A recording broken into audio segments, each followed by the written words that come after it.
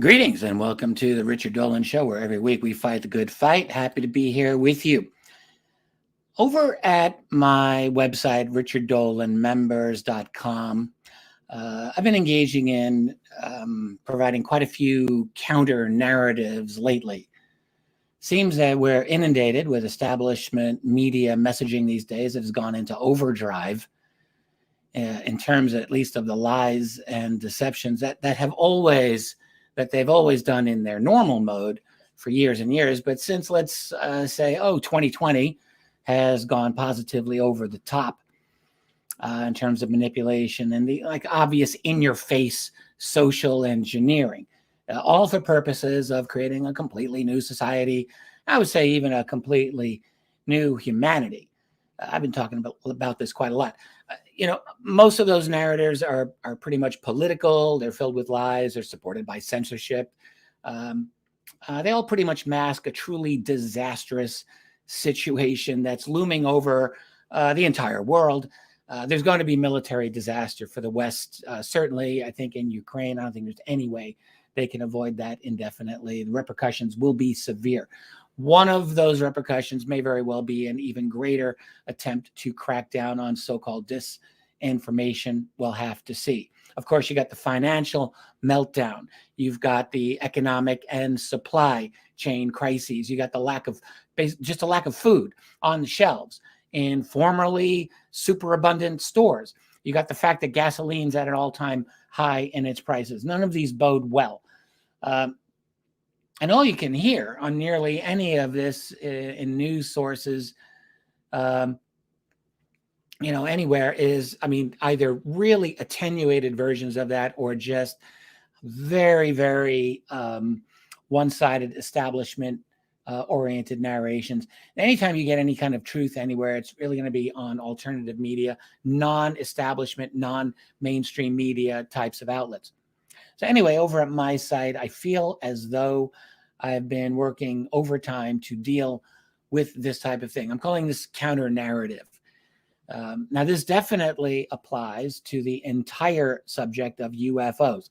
If you are new here to this channel, if you're not used to hearing serious analyses or discussion about UFOs in your life, just stop with your preconceptions, take a breath. You have a lot of catching up to do.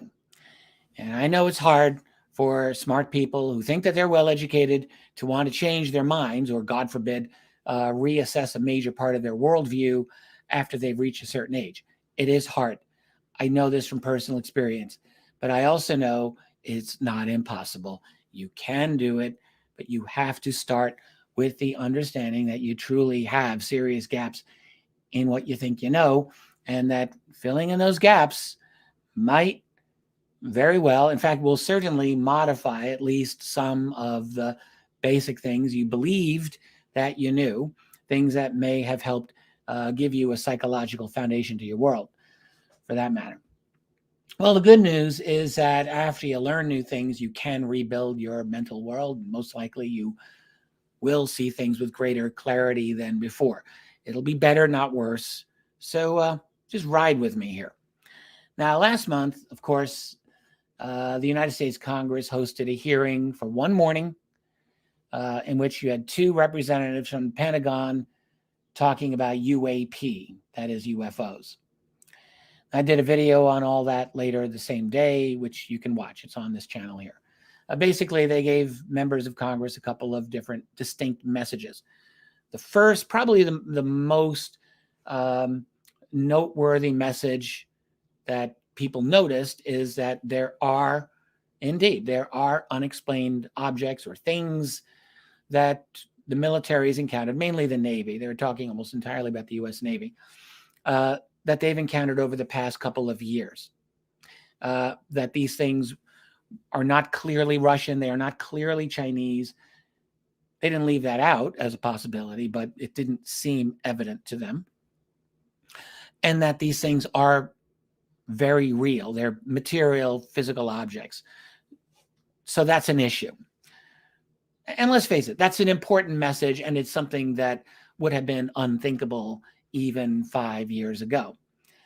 But another important part of the Pentagon messaging on UAP is that the way that they're talking about it is that this whole phenomenon is almost certainly not aliens, and very probably, essentially what they said is this is nothing we can't handle, in so many words. You had Ronald Moultrie. He was one of the two men briefing the members of Congress on this. He said that given enough information, we'll be able to identify, and he said mitigate, any of these unknown objects. Mitigate. 100% of them. He's like, don't worry, people, we got this. I listen to that and I'm like, no, you don't. You're not even close to having this. Forget the fact that the United States military and militaries from every other major nation and lots of other less powerful nations, they have been encountering inexplicable UFOs for years and years and decades, and now officially for an entire human lifetime, officially. And no, they cannot deal with these things. They cannot mitigate these things. In my own work, I've documented and listed literally hundreds and more hundreds of military encounters with these objects that have so completely outperformed our best aircraft and our best technology as to just leave us in the dust. There's no way most of our tech, or any of our tech, as far as I can see, can compete with these things. Once in a while, the humans appear to get lucky and we acquire some of their technology. The stories of UFO crash retrieval, at least some of them, I believe, are fully true.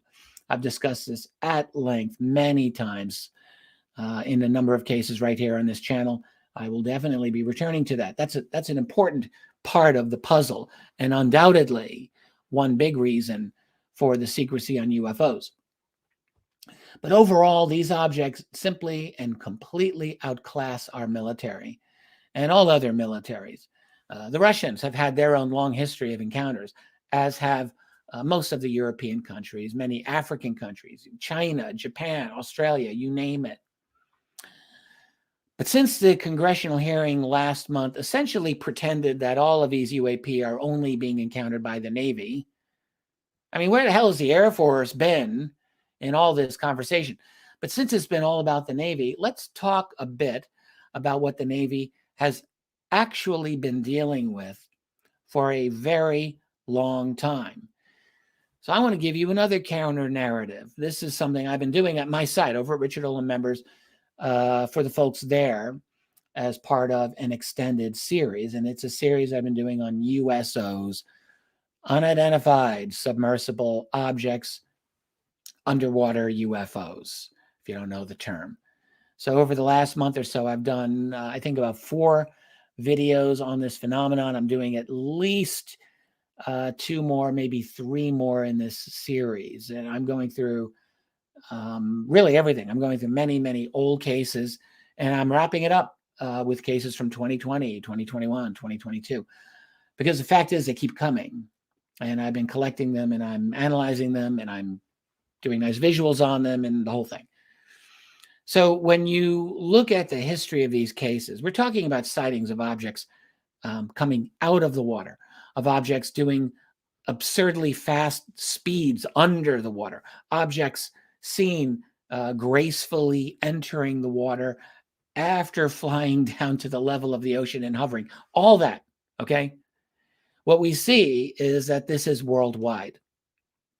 Now, there are definite hotspot places. One of them is near Catalina Island off the California coast. Another is the Black Sea near Sevastopol and Simferopol. That's where you got a war going on right now, not very far from there. And there are a few other places for sure, but it's worldwide, and it is simply an incredible thing. I mean, UFOs are fascinating enough. You have objects that can zip around the skies. They can do things that we don't have a good scientific explanation for. That's interesting enough. An object that can hover and then instantly accelerate. That's interesting. An object that can zigzag. That's interesting. An object that looks like a flying saucer with lights on its perimeter, which can shine intense beams of light on the ground. That's interesting. Or how about a black triangle moving silently over homes in your neighborhood at 2:30 in the morning at 100 feet altitude? That's interesting. I've talked about all of those things. We have more than our hands full with just those types of reports, to say nothing of the alleged encounters by countless people, good, stable, honest people, for the most part, who talk about genuine alien beings that they've encountered. I mean, good grief, this subject gives us a lot to consider. Oh, yes, there's the entire cover-up element of this subject, the deep, opaque government obfuscation that we, the public, have been on the receiving end for years and years. Look, all of that's enough to keep you occupied just studying that. But the USOs, now, there's something special about those. It's really why I've been extremely fixated on them over at my website for the last month or more. There's one word that you hear people using to describe their behavior. That word is transmedium, or transmedium motion, or transmedium travel, which basically means the ability to move between fundamentally different types of medium: water, air, space being the obvious one. Sometimes you even hear about objects going through solid rock. I'll leave that off the list for the moment. But now, we do have craft that can travel through the atmosphere and into space, right? Space shuttles. We've kind of figured that out. But getting something to move in the water, like first of all, super fast under the water, like really fast under the water, we cannot do that. The fastest submarine speeds we have at around 35 knots, 40 miles per hour, at least officially. Now that's pretty impressive, but look, we've heard USO reports much, much, much faster than that. And by the way, that's whales. I think their top speed is around 35 knots as well, or maybe give or take. It's not significantly faster. And there are a handful of sea creatures that can swim fast. I think the fastest is the sailfish, but they're all very easily recognizable. You're unlikely, if you're a Navy crew, to misidentify some of those faster sea swimmers. But you have accounts of USOs exceeding 100 knots. I mean, that's just absurdly fast. But by transmedium travel, that's just crazy. You've got objects that aren't just fast, but they're able to leave the water and move at incredible speeds through the air, and often have been seen ascending from the water straight up into the upper atmosphere, and who knows where else. Now, officially, we don't have anything that can do this, and I'm not aware of a viable scientific explanation that can really deal with this beyond some, theoretical postulations maybe. But the thing is, we really cannot truly explain transmedium behavior, and yet USOs exhibit this. It's just one of their incredible qualities. So here's another one to think about. We know that we have nuclear submarines that can remain at sea for many months at a time. It's incredible technology. It's not easy by any means. And the fact that we have teams of individuals able to do that, that alone is incredible. But think about one of these USOs. You've really got to ask, what are they doing down in the ocean depths, or the depths of some freshwater lake in an area near you? In the case of our submarines, their activities mainly related to warfare, definitely related, in large part anyway, to the need to be covert, clandestine, secret as much as possible. I mean, human beings don't really have much of a need to live in the ocean depths, so why else would you go down there? Yes, there's scientific exploration, that's a little bit of it, but I mean, mostly it's military necessity. And, nowadays, also things like laying down internet cables, other communication lines to kind of connect the whole world. We have that as well, so that we have need to be down there to some extent. But what would bring these USOs down to the depths of Earth's bodies of water? It's worth thinking about, and I have to think that secrecy is in that mix as something important for them. Another reason I've wondered about might just very well be protection from the natural elements of the Earth. I mean, if you've got the ability to get into the Earth's ocean, if you've got the ability to construct a secure habitation for yourself under the ground, let's say, or under the ocean floor, well, that might be an attractive option. It's just a thought. Now, that's all speculation, but what is not speculation are the reports. which researchers have collected for many, many years. Again, I've been sharing a lot of these already on my website, but let me share a slice of them with you here. And it's really only a slice, but it'll give you a very, very good idea of what we're dealing with.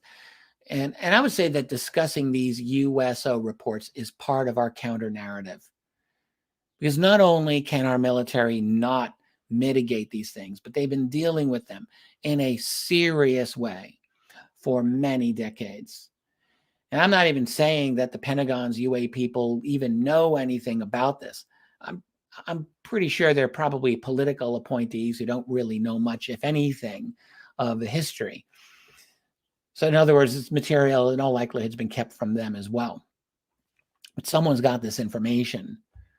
I cannot be the only one who's collected these. We know that there's a long history of interaction and secrecy about this phenomenon going back to the 1940s. Not just secrecy on UFOs, but secrecy on USOs. So I want to share some slides with you and go over some of these reports. Let me just jump right into this. And I'll start with one that I've covered. Most of these I've covered from my website already. In fact, nearly all of these. This is one that took place at Adak Island. This is in the Aleutian Island chain. You could probably recognize by your geography. There's that red dot. That's where Adak Island is. Zoom in a little bit. You see this is a lot of ocean here. So this yellow line is about 2,000 miles. Adak is right there in the middle. You can see that on the left side of your screen is Kamchatka. On the right side, you got Alaska.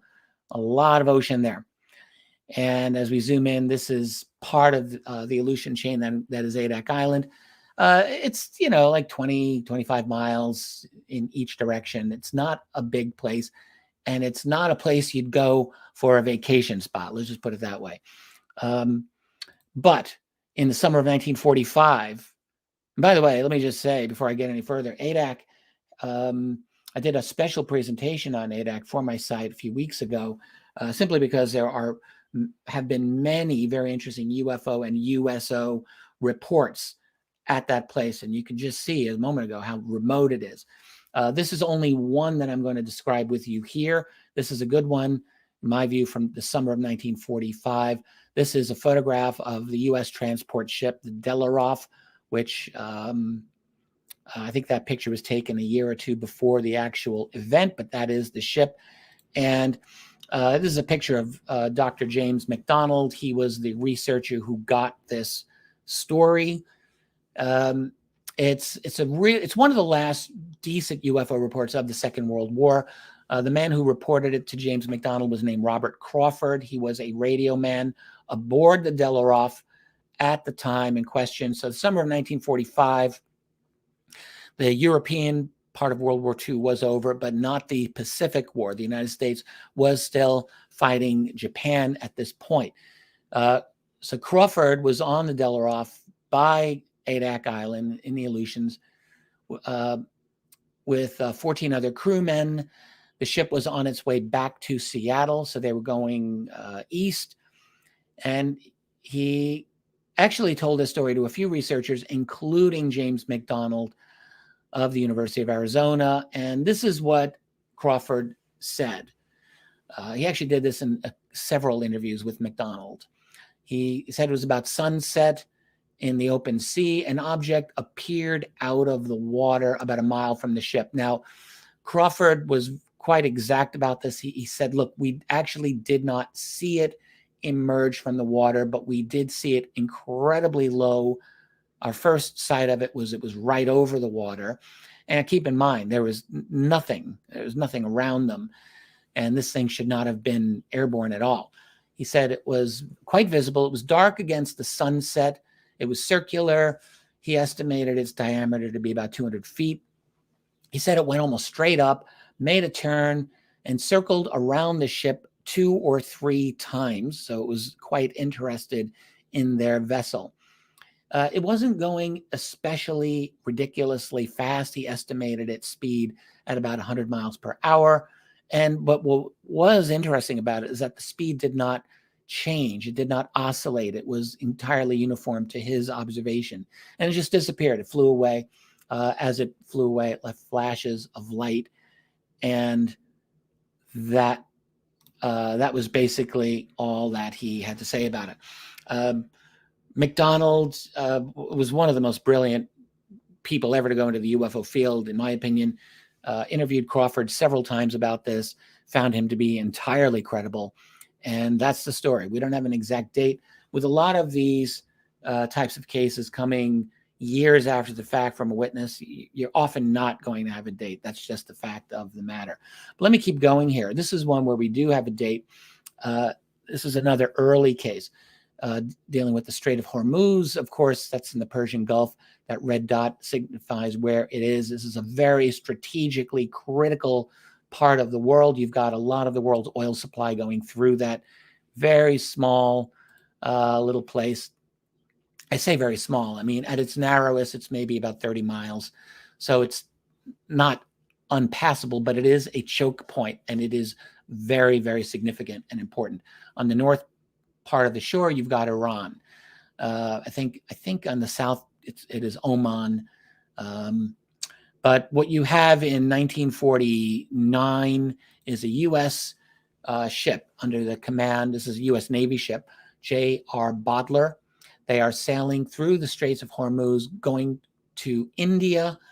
So they're going east through the strait there at a speed of 9 knots.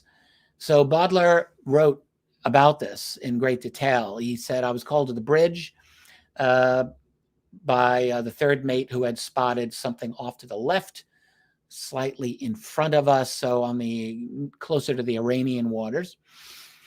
He said it was a pulsating luminous band that resembled the aurora borealis, except that, you know, the aurora borealis is up in the sky. This thing was like either right on the water, or as he looked at it through binoculars, he determined that it was actually under the water. And not only that, but it was approaching his vessel. So when it gets to a distance of 1 mile from his ship, he said it became apparent that this thing was roughly circular in shape. He said it had a bright but ill-defined center, and he saw streaks of light projecting out, similar to spokes on a wheel. I've got a drawing I'm going to show you in a moment. It seemed to be pretty large. Like, his estimate was possibly as much as 1,500 feet in diameter. It's quite large. And as it got closer and closer to his vessel, he realized that the pulsing was actually not so much pulsing, but it was caused by a rotation of the spokes in a counterclockwise direction. And as the spokes pointed toward his ship, that's when they seemed brighter. So that's why it seemed like it was pulsating initially. So this thing went right under his ship, directly under. So it kind of intersected with his path, and it went directly underneath. And what's crazy is that when it was underneath his ship, he said the light from this phenomenon was visible all around the ship and actually reflecting off of portions of the ship. This was his own drawing of the phenomenon. So in the center, you have his ship, and he's just trying to draw the pulsating spokes, or not pulsating, but rotating spokes around his ship. This is a quotation from Bodler himself. He says, as may well be imagined, the effect was weird and impressive in the extreme, with the vessel seeming to occupy the center of a huge pinwheel whose spokes consisted of phosphorescent luminescence revolving rapidly about the vessel as a hub. That's Bodler. So this story is not over here. Let me just give you the rest of it. So the object, whatever this is, this phenomenon, this object goes under his ship, comes out on the other side, and it's going away at all a uniform speed, faster. We don't know exactly how fast, but it was faster than his speed of 9 knots. That's about all we know. But then they see a second luminous object ahead of the ship, almost the same size as the first, maybe a little bit smaller, a little bit less bright, but still quite bright. This object does not pass under the ship, but it does pass slowly along on the right side, very easily seen, had the same spoke patterns as the first one. And then 30 minutes after that came a third luminous something in the water. This one was noticeably different. It was dimmer. It was smaller than the other two. Still pretty big, maybe up to 1,000 feet in diameter. So it wasn't tiny. But Bodler, I guess he got spoiled by the first two. He said, compared to the other two, it was unimpressive.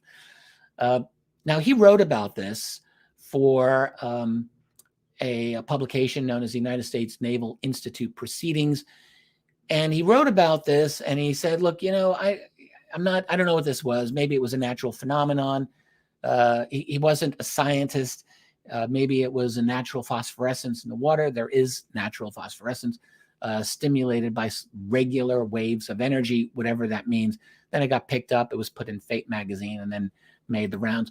This is a cover of the United States Naval Institute Proceedings where Bodler wrote his case. This is not the issue. I could not find the January 1952 issue. This is March. It's the best I could find, but I did just want to show that one to you. So I think that's an interesting case. You know, is it possible that that was a completely natural phenomenon? It seems a little odd.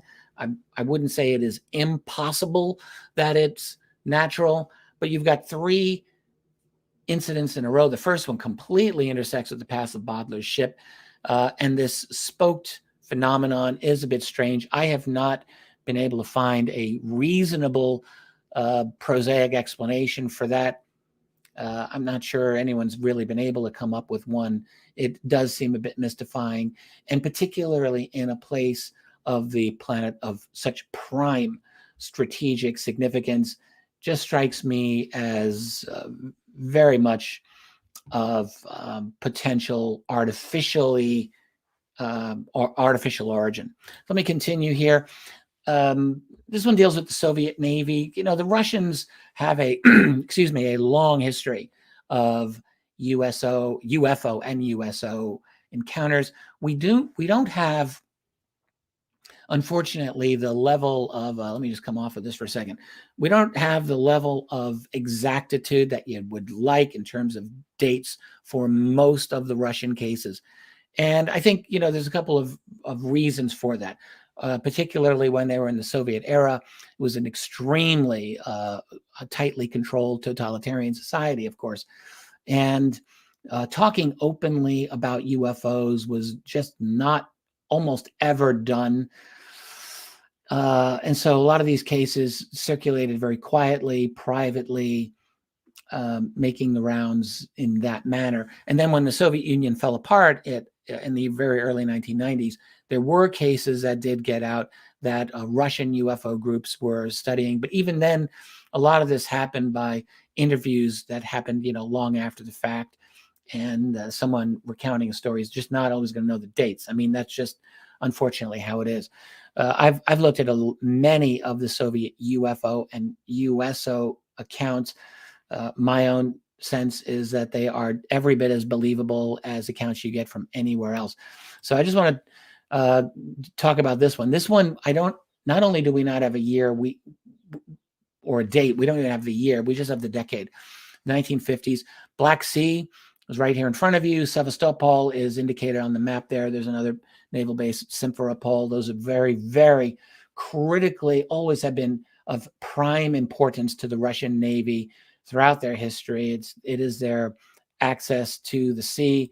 So let me go on to the next frame here. This story really comes from an extremely accomplished professor named Andrei Korsakov, through another Russian UFO researcher who told this story. Korsakov, for the record, was an incredibly prominent linguist, really of world importance.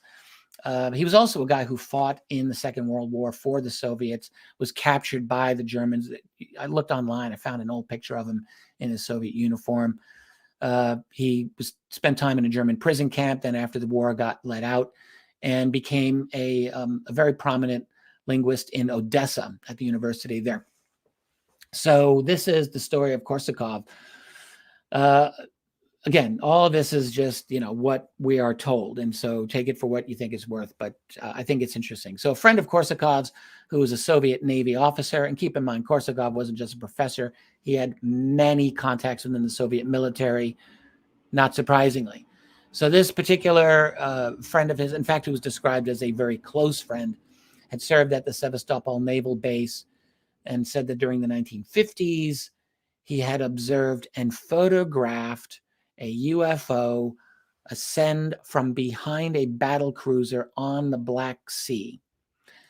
Now, he had not seen the object leave the water specifically. It came behind the vessel. He said he had the distinct impression that it did surface from under the Black Sea. Seems to me that's a reasonable assumption.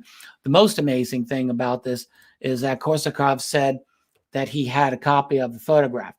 I've never seen this photograph. I don't know anyone who has seen it, but that is the account. Just kind of fascinating, in my opinion. These stories happen and happen again and again. Now, this one is from the mid-1950s, either 55 or 56. We do not have an exact date for that one. This was written about initially by the very great writer of the UFO and crypto community, that is cryptozoological, not cryptocurrency, Ivan T. Sanderson, in his book on underwater UFOs or UFOs called Invisible Residents. In fact, Sanderson opened his book with the description of this case. I'm going to talk about it a little bit here. So this took place at Admiralty Bay in Antarctica in 1955 or 1966. You can see where this is right in the, there's a picture of Sanderson, by the way. So this took place during something known as Operation Deep Freeze, which was a series of U.S. naval missions to Antarctica. And what you have here is a Brazilian scientist who's aboard one of the U.S. ships. His name is Dr. Rubens Vilela. He's standing on the deck of an icebreaker when an object that he described as a silvery bullet, and this was a huge object, broke through 37 feet of ice. Chunks, huge chunks of blocks were thrown up into the air. And this is, again, one of those things where Vilela, and there were two other people with him on the deck at the time, nobody saw the actual ice breaking.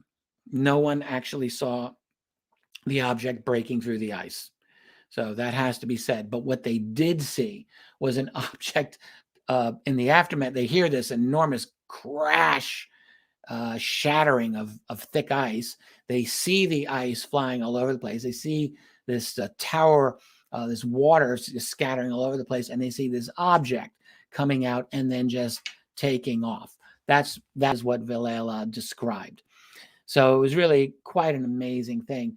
And according to what he said, it was 37 feet of ice at that location. So quite extraordinary. There's another case I'm going to talk about very similar to that was said to take place in the Arctic. I'll get to that in a minute. But first, let me talk about an encounter from the UK Royal Navy from 1963. Again, we don't have dates.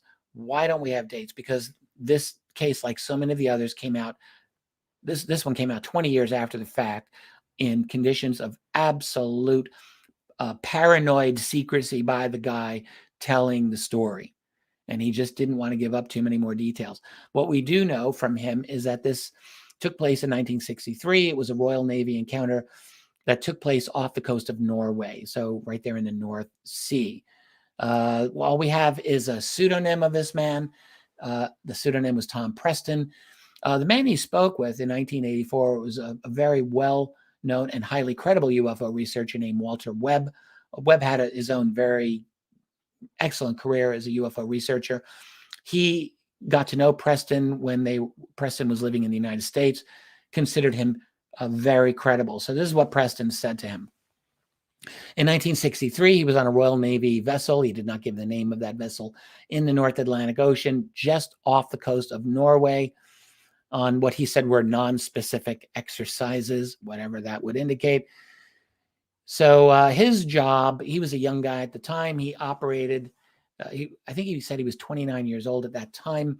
He was operating the ship's radar and sonar systems, and evidently he was very well trained for his job. He knew his position very well.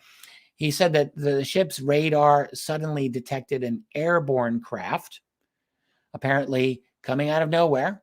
And Preston said it came out of nowhere because it came at such a great speed. He's thinking, like, where could this thing have come from? But it came in very fast. They did not have visual confirmation, but he said that other ships in their location also had this object on radar. So then the object comes to a complete stop. So that's interesting. You've got something coming in very, very fast from somewhere and then stopping. So, it's quite interesting automatically, but it gets even more so. It then goes below the surface of the water. He said disappearing rapidly below. And once it was under the water, they were able to track it for a few minutes, but it was too fast. And soon it was out of range, so they lost track of it. Now, what was interesting here is that, according to Preston, the entire crew was reminded, you've signed the Official Secrets Act. This is something you must never discuss. And it's interesting that Preston did discuss it more than 20 years later, but he did discuss it to a limited extent. He also said that the logbook of the ship was replaced immediately after this, like the next day, and replaced with a brand new logbook, an empty logbook. So there you go. I think, if you are adamant about being a complete UFO skeptic or USO skeptic, you could say, well, there's no proof of this. Sure, be my guest. But the thing is, I think we have to understand, recognize just why there is secrecy, and recognize that we live in a world in which we do not get honesty and truthful statements from our governments. I think we can all recognize that. We live in a world where, if something is considered a conspiracy theory, as we now say, just wait 6 months. It'll turn out to be true. Story of my life. I've been looking at this kind of material for a long time now, and I fully agree with that sentiment. So we know that we're not getting truth from our officially established so-called authoritative sources of information. So I don't think it's outrageous to look for what we might consider credible sources of leaked information. That doesn't mean that everyone who's got a story is to be believed, but we have to, I think, look carefully at how these stories come out. And in this case, and in the other ones that I'm going to show you, for my part, I happen to put credibility in these cases, either because we have had full confirmation of them in some cases, or else because of the nature in which the statement comes out, such as this one. This one comes from a man named Admiral Jorge Martinez Bush. He's no longer alive. He was a very highly placed Chilean Navy officer for a while. He was commander-in-chief of the Chilean Navy through most of the 1990s. He was a very prominent guy. So he was on Chilean television in October 2001, and he said, I personally witnessed 2 UFOs while out at sea. I don't have detailed dates on this, but he stated on one occasion, he was a young lieutenant. He saw a very bright white object in front of his patrol boat. And this is the one that really got my attention. As a captain in command of his first destroyer, I'm guessing the mid-1960s, that would have been about right, I think, for his career. Perhaps a little later, he said that he saw a huge metallic craft emerge from the sea. And in fact, he stated that when this happened, that his ship's navigation and radar equipment did not function. His opinion is that a strong magnetic force was the reason for that. And when the object left the area, his ship's equipment returned to normal. That is Admiral Jorge Martinez Bush, who made that statement. Again, what do? You just want to pretend he didn't say it and say, well, we don't have proof. We don't have the documents. We can't really say much about it, so we're going to ignore it. I think that is the all too common refrain you get from our established sources of information. And I just think it's totally inadequate for the UFO subject, because we're not on a level playing field here. We're dealing with a government military intelligence apparatus that is clearly working against us in collaboration with the other structures of power, media, most prominently, and the political establishment as well. So let me talk a little bit about Shag Harbor. This is the one case that probably many of you know about. I'm not going to spend a lot of time with it, but it is worth discussing, because it really was an important case. And maybe we can all use a little bit of a refresher. How about that? So there's that red dot is where Shag Harbor is. That's in Nova Scotia.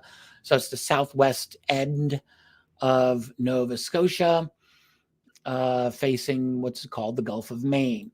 So what happens? It's October 4th, 1967. People on Shag Harbor see a bright orange light, which is then joined by 2 and then 3 more lights eventually. They maneuver in different positions, but ultimately they are positioned in a straight line horizontally at a 45-degree angle, and people see them descending into the sea, just about half a mile offshore. This is very close to the shore. I'm going to show you a close-up map in just a moment. So they see a single white light bobbing on the water. They hear a hissing sound. What's going on with that? By the time people go out to get out there in their own boats, there's no light visible any longer, but there is this weird yellowy, bubbling, frothy foam on the top of the water. It's about 80 feet wide. Meanwhile, there's no report of any missing aircraft or any missing vessels for that matter. No planes were operating in the area, according to the Canadian government. So here's a closer view of Shag Harbor. You got Shag Harbor on the north end. Just to the southeast of it is an island called Cape Sable Island. This is the little bay where this object went down. This is where it seems the red dot. It's not a huge area. It's just a couple of miles, 3.5 miles. So what you have here is on October 6th, you get Canadian divers going into the waters. They don't find anything. Soon other divers, private divers, go in there. That's done by October 8th. Then on October 11th, you have more witnesses reporting more lights hovering about 3/4 of a mile offshore at a low altitude, about 500 feet, and then disappearing. What's that? Well, I'm just going to, offer my opinion that you've got this object or objects that have gone into the water, and now you've got other mysterious objects hovering over the water in the area where they went down. Maybe there's a connection there. I just happen to think that there probably is in one form or another. And by the way, the lights that were seen at the water were themselves apparently seen descending toward the horizon, maybe going under the water. The Canadian researchers, Chris Stiles and Don Ledger, really have looked into this case. They've done extensive amount of writing, including a very authoritative book on this. Their conclusions, what they learn, I guess we should say, from interviewing other divers after the fact and other people involved with this, sometimes on conditions of anonymity, sure, but nonetheless, according to them, searchers realized the object had moved northeast near what was then a top secret submarine detection station jointly run by the US and Canada. So that's northeast of that. So you're talking, excuse me here. Let me just go. I want to show you the slide that I just had available. Northeast, you'd be looking toward maybe, I'm guessing, Barrington Passage, a little bit farther up there. Be that as it may. So they see that, and then what we do know is for sure is that a flotilla of ships did position themselves near the area where the submerged object was believed to be. And then also, according to the witnesses that Stiles and Ledger talked to, a second USO joined the first one and engaged in repair operations, or what seemed to be repair operations. The human beings above the water were observing this, but no one did a thing to interfere. A week later, a Soviet submarine appeared in the area. So somehow the Russians learned about this. They were escorted away.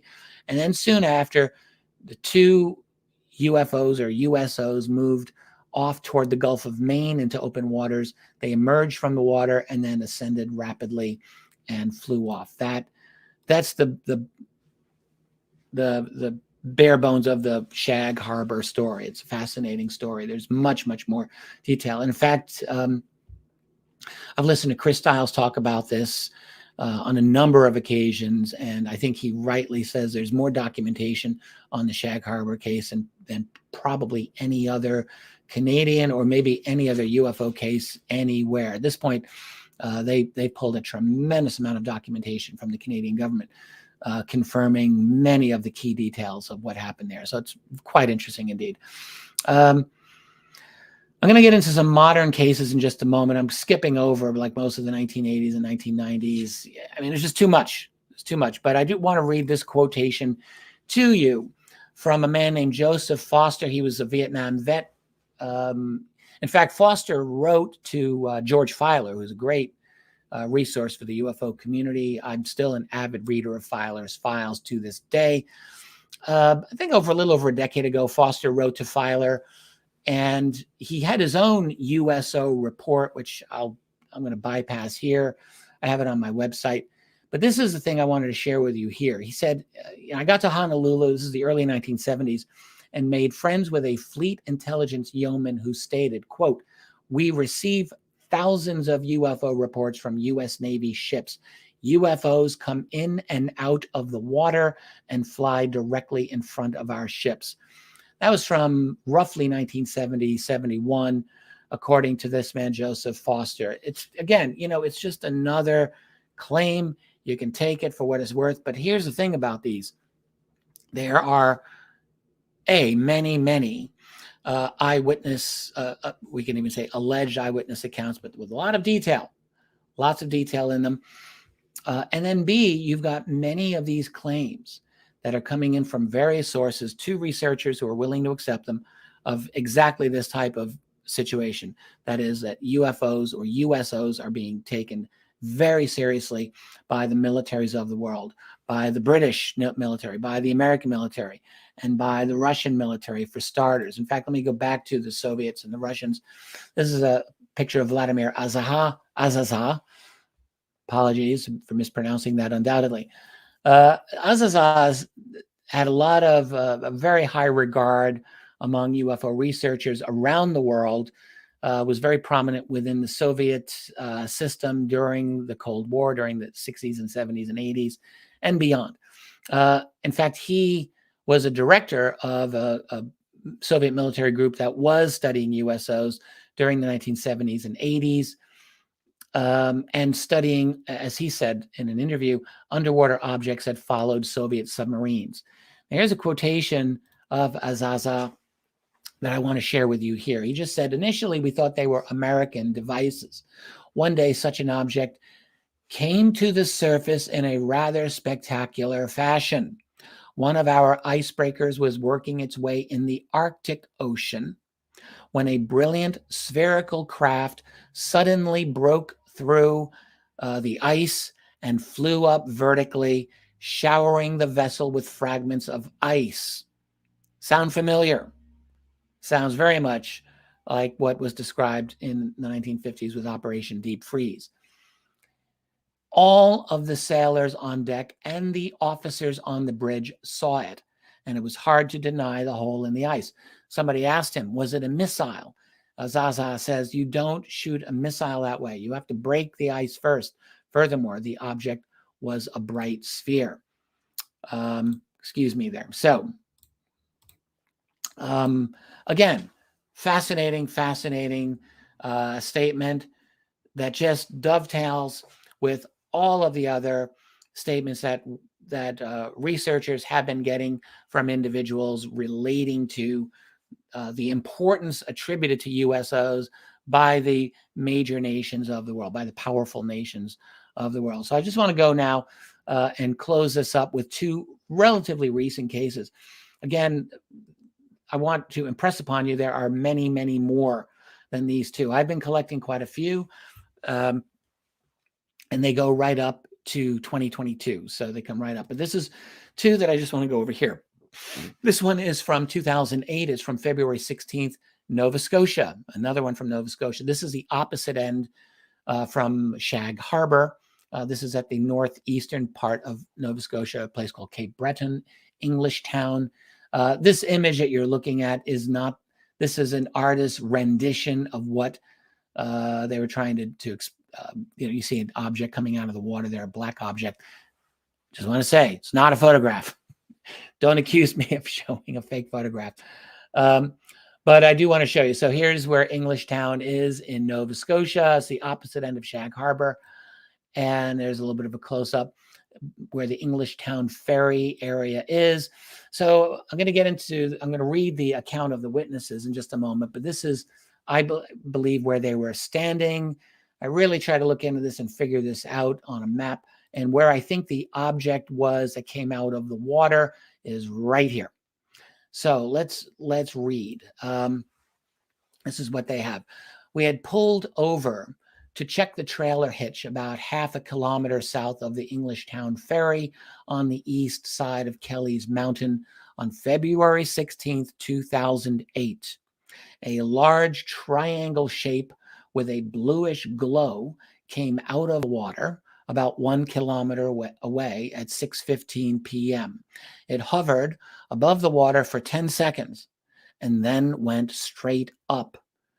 Now, this is interesting how they're writing about this. Part of it's past tense, part of this is present tense. 2008 did have smartphones, and this was submitted at the time directly to the website of Brian Vike, who ran a website called HBCC UFO. That's Houston, British Columbia, something UFO. That website no longer exists, unfortunately, but it did explicitly, let me just take this off here. That website did explicitly take UFO reports very easily, and many. So people were able to report them with smartphone devices. I think this is what actually happened here in this case. So they're saying the object comes up, bluish glow, hovers above the water for 10 seconds and goes straight up. We are now looking up at it. It's about 3,000 feet in the air, and we figure it's about 200 feet long and about 75 feet wide. Two more just like it came out of the water in the same area and did the same thing as the first, so there are now 3. And then they start writing in the past tense. They started going higher, almost straight up, and then look like they became one or were flying very close together. There's a lot of detail here. It started to go north and started to look like a star in the sky. It got somewhat brighter, and it disappeared about 80 miles north of us within 1 minute. Not sure how they were able to determine it was 80 miles, but people have their ways of estimating these things, and that's what we have. I like that account. I like the level of detail that it provides, and so I just thought I would include it here for you. There's quite a few, many of these types of reports. George Filer republished that from Brian Vike. You go through some of the old archives of Filer's files, you can find people reporting these all the time. This one came to the National UFO Reporting Center, another site that I'm a big fan of. This is run by Peter Davenport. This one took place March 21st, 2017, not that long ago, 5 years ago. The general area of the sighting I have signified by this large red dot. The writer, I'm going to read you the report in a moment, said that they were about 80 miles southeast of New Orleans. It wasn't clear to me if it was off the coast or from the city of New Orleans, which is a bit inland. I'm going to guess he meant the coast, and he was just kind of roughing his estimate there. Be that as it may, this is what he writes. Close to 7 p.m. on March 21st, just before dusk, myself and 4 of the crew members aboard our vessel saw a craft that appeared to be 5 times our 240-foot vessel in length. My line of sight was about a quarter of a mile from our vessel. There was a rig behind the craft about a half mile. I used this to help gauge the size of craft. Sighting was approximately 80 miles southeast of New Orleans, Louisiana. The scene lasted about 40 seconds. The craft rose up out of the water, Gulf of Mexico, about 40 feet. No water was dripping from the craft. Within a split second, The craft disappeared at a 30-degree angle into the sky. Speed appeared to be faster than speed of a light turning on in a room, so incredibly fast. Within seconds, it had disappeared completely. I can say for sure that the craft was dark-colored, oval in shape, and made no sound whatsoever. With as many rigs, too, there has to be more witnesses than just the 4 on our vessel. And the only other thing I just want to show you here is Peter Davenport's own commentary on this case. Peter often will speak to the witnesses directly in cases that he thinks are noteworthy. He did so here.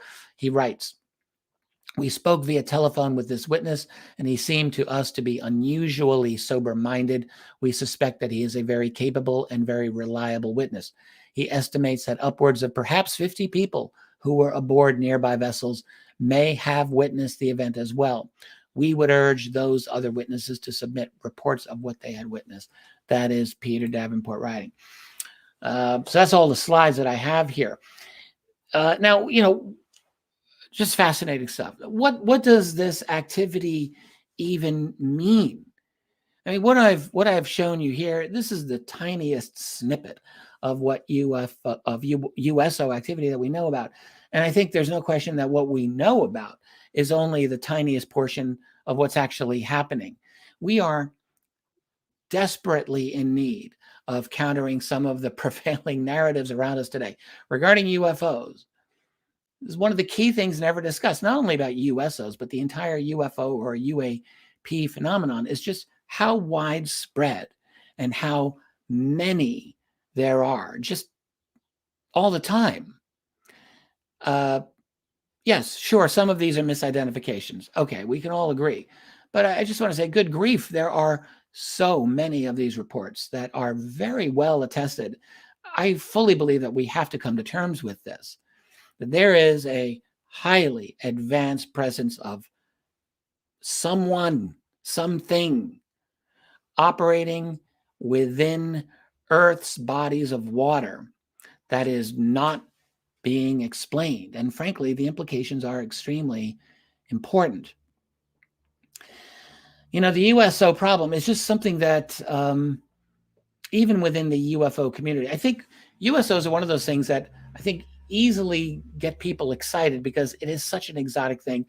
But it's also frustrating because we don't have anywhere near the amount of data on the USO cases as we do with even like many UFO cases.